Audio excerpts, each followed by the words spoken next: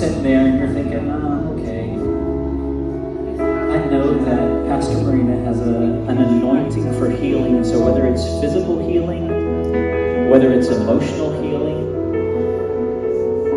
whether you need the Lord to set you free, I want you just to make your way down here. I want her to have the chance to pray over you. We'll release y'all in a little bit, but we're going to minister for a while here. And if that's you, just come on forward. Join these here.